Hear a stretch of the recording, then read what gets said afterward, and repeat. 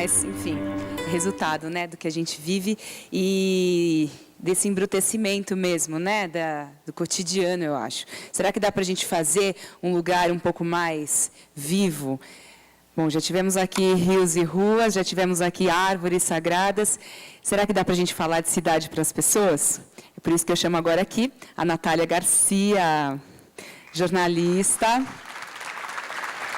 Trabalhou aí em diversos órgãos da imprensa, mas prefere informalmente fazer as suas pesquisas, colhendo dados, informações de uma cidade mais humana e de cidade para as pessoas. E aí você pode falar da sua vida, dos seus exemplos?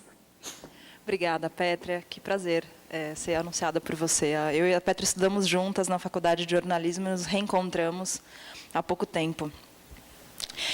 Eu ainda estou me recuperando da palestra da Sandra, que foi linda. Eu caí no choro e estou muito emocionada ainda. Vim falar sobre cidades para pessoas, sobre o projeto, mas antes eu vou contar uma história de boteco, que, como toda história de boteco, é uma boa história, mas a gente não sabe direito se é verdade ou não. Enquanto a apresentação começa, a gente espera um pouquinho.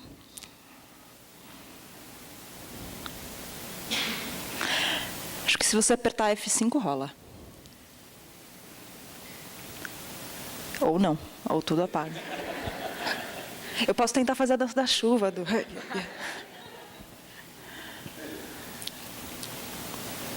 Gente, fala de vocês um pouco.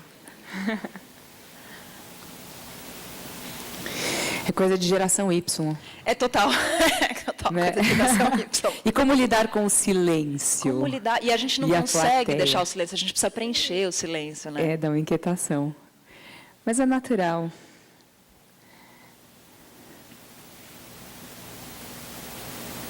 Vai viajar, né? Vou viajar amanhã. É verdade, não é mentira. Amanhã vai chover.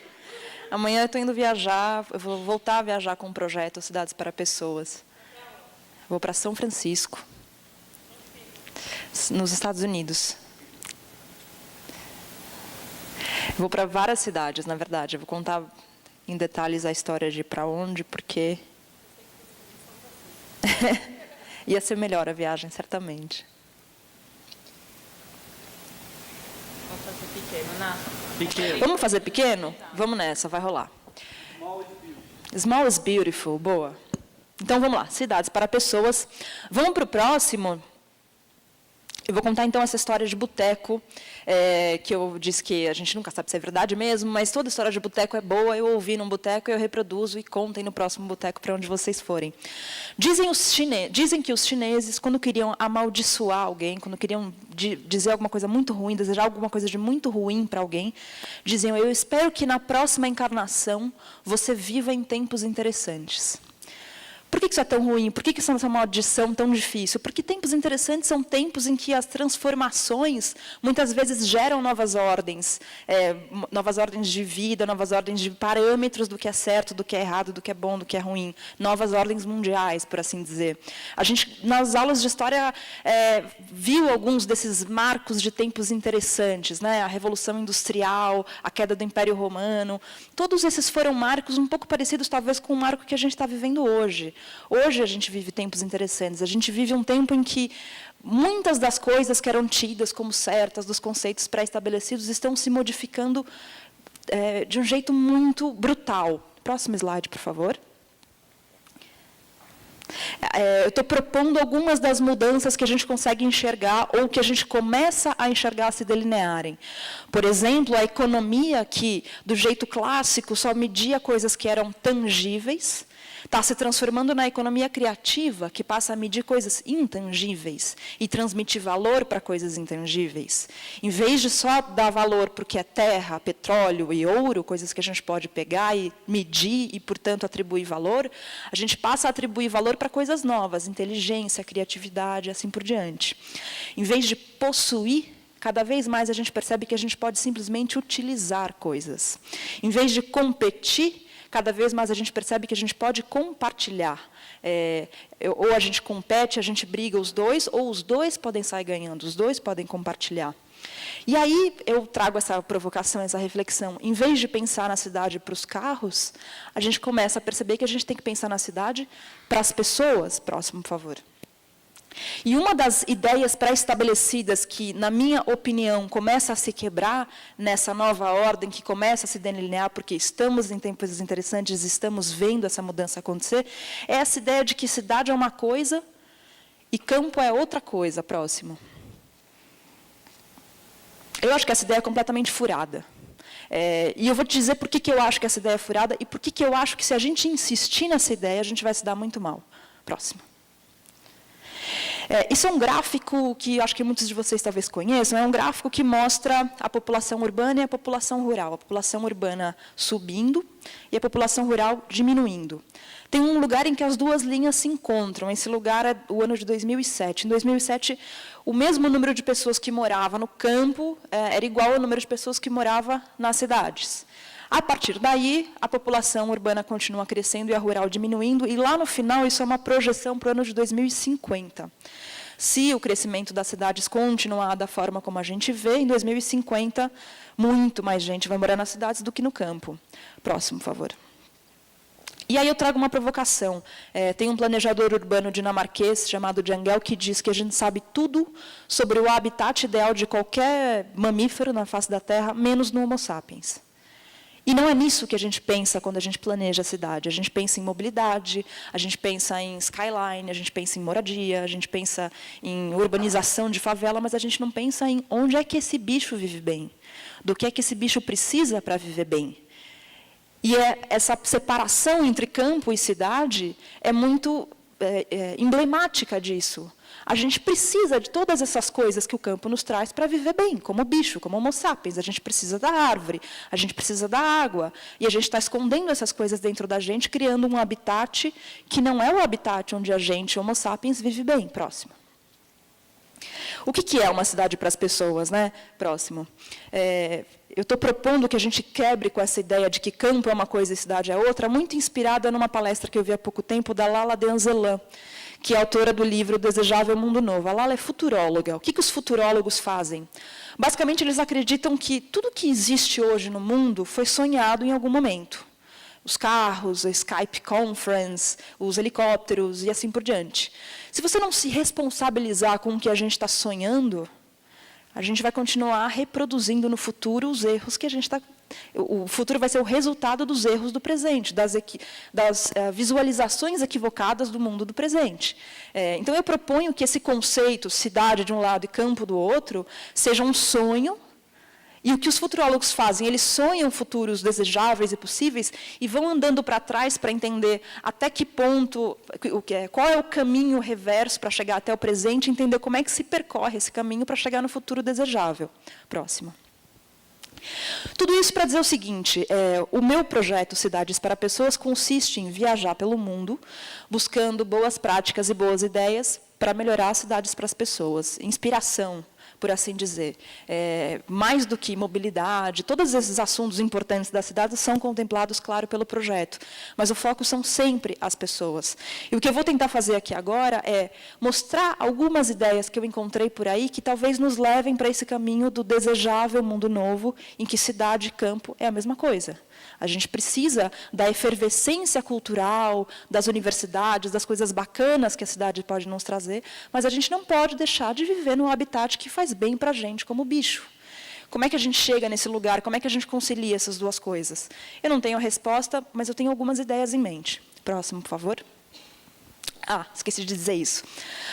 A primeira cidade que eu visitei com Cidades para Pessoas foi Copenhague. E lá eu entrevistei esse urbanista que inspirou o projeto, que é o Jangel, e perguntei, Jangel, como é que faz, cara? Como é que começa a melhorar as cidades? O que a gente tem que fazer? Por onde que a gente começa? E aí ele me respondeu essa frase que eu acho genial. Nenhuma criança pede de Natal algo que ela não conheça. Da mesma forma que ninguém vai pedir para a sua cidade algo que não esteja no seu repertório, do que é uma boa cidade. Então, a gente começa criando o repertório. Próximo. Esse falta no brainstorming. Brincadeiras à parte, quando eu estava em Paris, foi que eu percebi que espaços públicos para aproveitar o calor são parte importantíssima do planejamento urbano. Eu estava andando à margem do Sena e comecei a ouvir um samba. E aí eu vi essa cena, próximo. À beira do Tâmisa. E os caras estavam cantando a música do Pimpolho.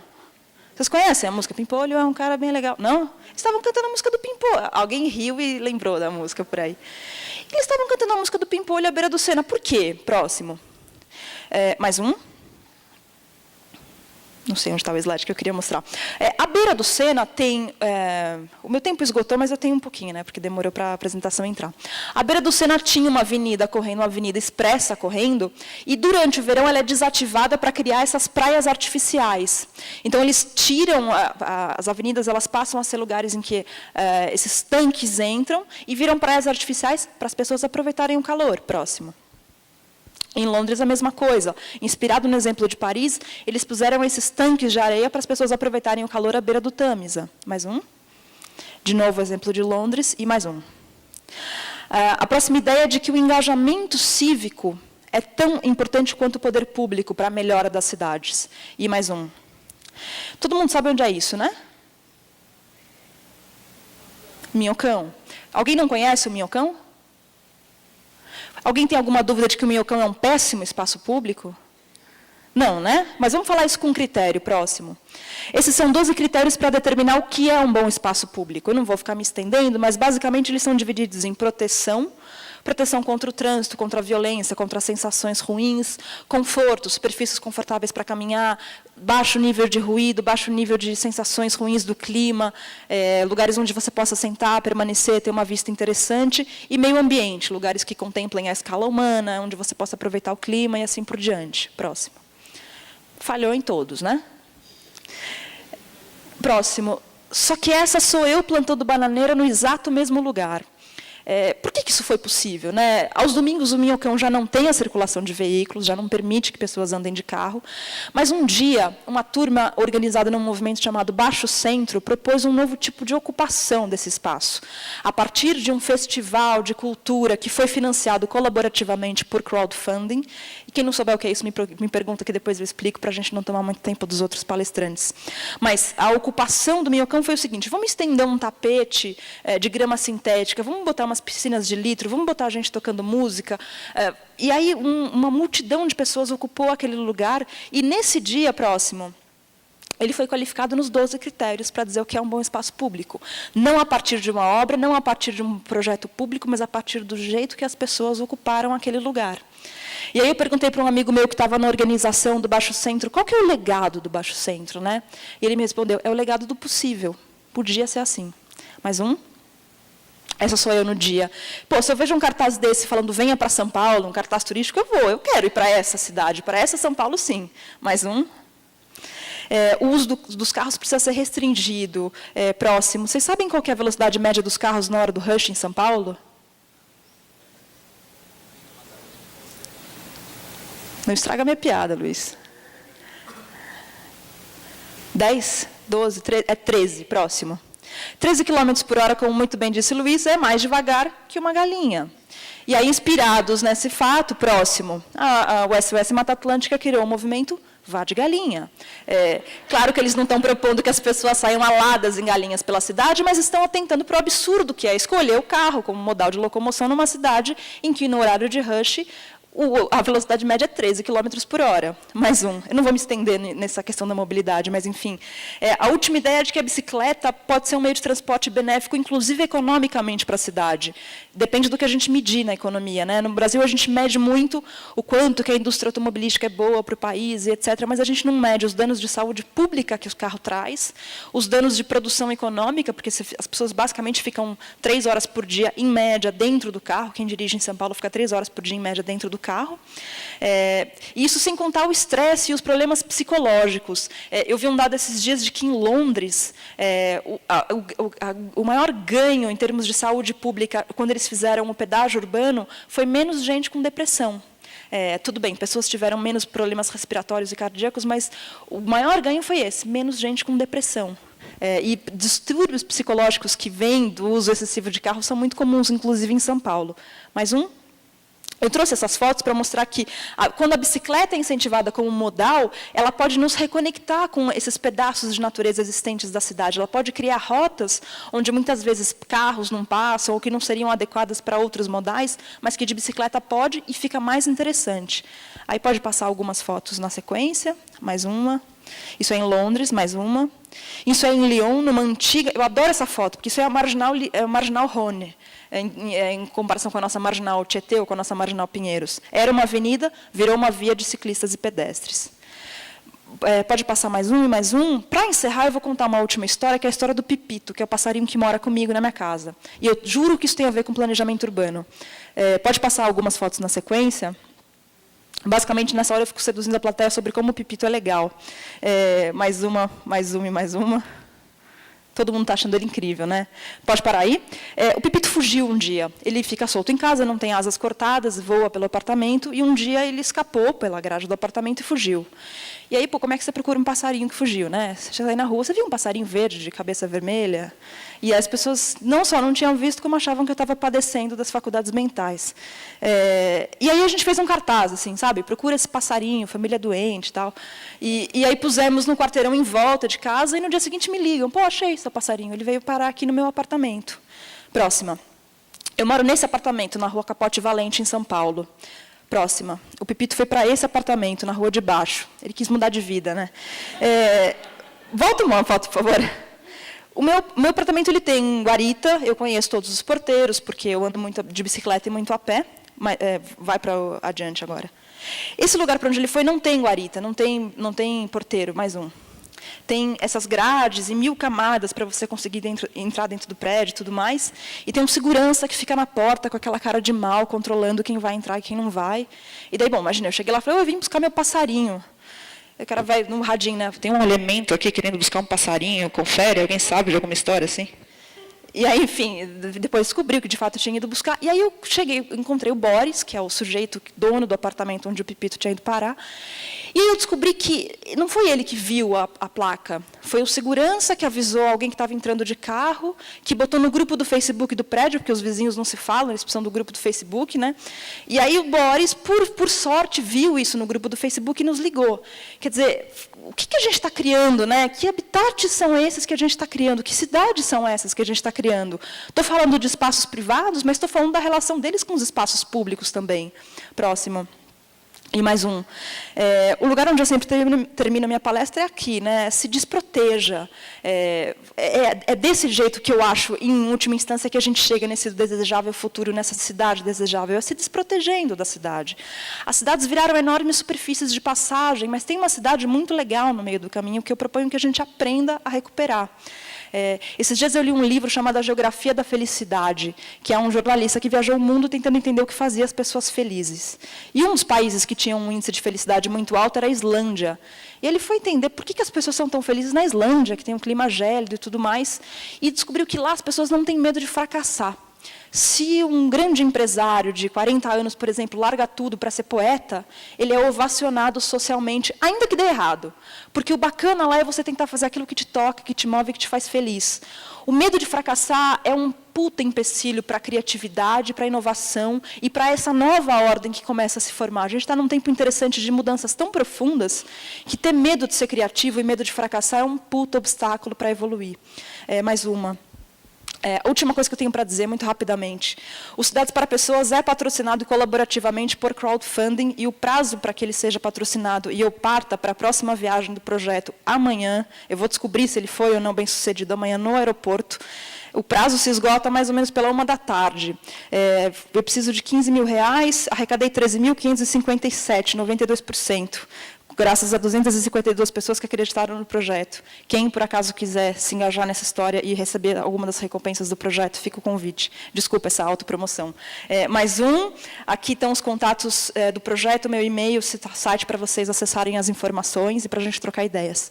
Muito obrigada pelo convite. Cadê a tecla? Cá. Mudei de lado. Você foi uma mágica, você veio por viu? Trás, eu senti. Bom te poderosa conhecer. você, hein? Você vê, eu me desloco, entendeu? Eu tenho essa facilidade. Eu costumo falar, Natália, a gente estudou junto, né? Eu costumo falar que o jornalismo ele é um álibi, para mim, porque eu tenho um lado muito tímido. Mas é um álibi para conhecer gente interessante. Você fala que você é jornalista, você pode conversar com quem você quiser e você tem uma credencial que te abre portas. E é isso, como é que a gente usa essa possibilidade para ser verdadeiramente ponte? Outro dia eu estava conversando com um político, um candidato aqui em São Paulo, que tem propostas bastante interessantes, e como é importante a gente cada vez mais atentar para o fato de que o que quer que você esteja fazendo, você é exemplo para o outro. Então, de nada vale isso aqui que você está falando, que foi uma palestra incrível, se você não é exemplo, assim como a Sandra, que inspira, que você sente que é verdadeiro, né? Esse descortinar, esse tirar as máscaras, né? Falando no nível mais sutil. E a gente espera que a sua viagem seja muito bacana. Obrigada, Petra. Isso é em Lyon, numa antiga... Eu adoro essa foto, porque isso é a Marginal Rhône, em comparação com a nossa Marginal Tietê ou com a nossa Marginal Pinheiros. Era uma avenida, virou uma via de ciclistas e pedestres. Pode passar mais um e mais um. Para encerrar, eu vou contar uma última história, que é a história do Pipito, que é o passarinho que mora comigo na minha casa. E eu juro que isso tem a ver com planejamento urbano. Pode passar algumas fotos na sequência. Basicamente, nessa hora, eu fico seduzindo a plateia sobre como o Pipito é legal. Mais uma e mais uma. Todo mundo está achando ele incrível, né? Pode parar aí? O Pipito fugiu um dia. Ele fica solto em casa, não tem asas cortadas, voa pelo apartamento, e um dia ele escapou pela grade do apartamento e fugiu. E aí, como é que você procura um passarinho que fugiu, né? Você chega aí na rua, você viu um passarinho verde, de cabeça vermelha? E as pessoas não só não tinham visto, como achavam que eu estava padecendo das faculdades mentais. E aí a gente fez um cartaz, assim, sabe? Procura esse passarinho, família doente e tal. E aí pusemos no quarteirão em volta de casa, e no dia seguinte me ligam. Pô, achei seu passarinho, ele veio parar aqui no meu apartamento. Próxima. Eu moro nesse apartamento, na Rua Capote Valente, em São Paulo. Próxima. O Pipito foi para esse apartamento, na rua de baixo. Ele quis mudar de vida, né? Volta uma foto, por favor. O meu apartamento ele tem guarita, eu conheço todos os porteiros, porque eu ando muito de bicicleta e muito a pé. Vai para adiante agora. Esse lugar para onde ele foi não tem guarita, não tem porteiro, mais um. Tem essas grades e 1000 camadas para você conseguir entrar dentro do prédio e tudo mais. E tem um segurança que fica na porta com aquela cara de mal, controlando quem vai entrar e quem não vai. E daí, bom, imagina, eu cheguei lá e falei, eu vim buscar meu passarinho.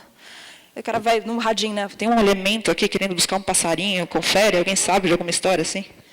E aí, enfim, depois descobriu que de fato tinha ido buscar. E aí eu cheguei, encontrei o Boris, que é o sujeito dono do apartamento onde o Pipito tinha ido parar. E aí eu descobri que não foi ele que viu a placa, foi o segurança que avisou alguém que estava entrando de carro, que botou no grupo do Facebook do prédio, porque os vizinhos não se falam, eles precisam do grupo do Facebook, né? E aí o Boris, por sorte, viu isso no grupo do Facebook e nos ligou. Quer dizer, o que a gente está criando, né? Que habitats são esses que a gente está criando? Que cidades são essas que a gente está criando? Estou falando de espaços privados, mas estou falando da relação deles com os espaços públicos também. Próximo. E mais um. O lugar onde eu sempre termino a minha palestra é aqui, né? Se desproteja. É desse jeito que eu acho, em última instância, que a gente chega nesse desejável futuro, nessa cidade desejável, é se desprotegendo da cidade. As cidades viraram enormes superfícies de passagem, mas tem uma cidade muito legal no meio do caminho que eu proponho que a gente aprenda a recuperar. Esses dias eu li um livro chamado A Geografia da Felicidade, que é um jornalista que viajou o mundo tentando entender o que fazia as pessoas felizes. E um dos países que tinha um índice de felicidade muito alto era a Islândia. E ele foi entender por que as pessoas são tão felizes na Islândia, que tem um clima gélido e tudo mais, e descobriu que lá as pessoas não têm medo de fracassar. Se um grande empresário de 40 anos, por exemplo, larga tudo para ser poeta, ele é ovacionado socialmente, ainda que dê errado. Porque o bacana lá é você tentar fazer aquilo que te toca, que te move, que te faz feliz. O medo de fracassar é um puta empecilho para a criatividade, para a inovação e para essa nova ordem que começa a se formar. A gente está num tempo interessante de mudanças tão profundas que ter medo de ser criativo e medo de fracassar é um puta obstáculo para evoluir. Mais uma. A última coisa que eu tenho para dizer, muito rapidamente. O Cidades para Pessoas é patrocinado colaborativamente por crowdfunding e o prazo para que ele seja patrocinado e eu parta para a próxima viagem do projeto amanhã, eu vou descobrir se ele foi ou não bem sucedido amanhã no aeroporto. O prazo se esgota mais ou menos pela 13h. Eu preciso de R$15.000, arrecadei 13.557, 92%. graças a 252 pessoas que acreditaram no projeto. Quem, por acaso, quiser se engajar nessa história e receber alguma das recompensas do projeto, fica o convite. Desculpa essa autopromoção. Mais um, aqui estão os contatos do projeto, meu e-mail, site para vocês acessarem as informações e para a gente trocar ideias. Muito obrigada pelo convite. Cadê a Petra? Cá. Mudei de lado. Você foi uma mágica, você veio Você viu? trás, eu senti. Bom te Poderosa conhecer. você, hein? Você vê, eu me desloco, entendeu? Eu tenho essa facilidade. Eu costumo falar, Natália, a gente estudou junto, né? Eu costumo falar que o jornalismo ele é um álibi, para mim, porque eu tenho um lado muito tímido. Mas é um álibi para conhecer gente interessante. Você fala que você é jornalista, você pode conversar com quem você quiser e você tem uma credencial que te abre portas. E é isso. Como é que a gente usa essa possibilidade para ser verdadeiramente ponte? Outro dia eu estava conversando com um político, um candidato aqui em São Paulo, que tem propostas bastante interessantes. E como é importante a gente cada vez mais atentar para o fato de que o que quer que você esteja fazendo, você é exemplo para o outro. Então, de nada vale isso aqui que você está falando, que foi uma palestra incrível, se você não é exemplo, assim como a Sandra, que inspira, que você sente que é verdadeiro, né? Esse descortinar, esse tirar as máscaras, né? Falando no nível mais sutil. E a gente espera que a sua viagem seja muito bacana. Obrigada, Petra.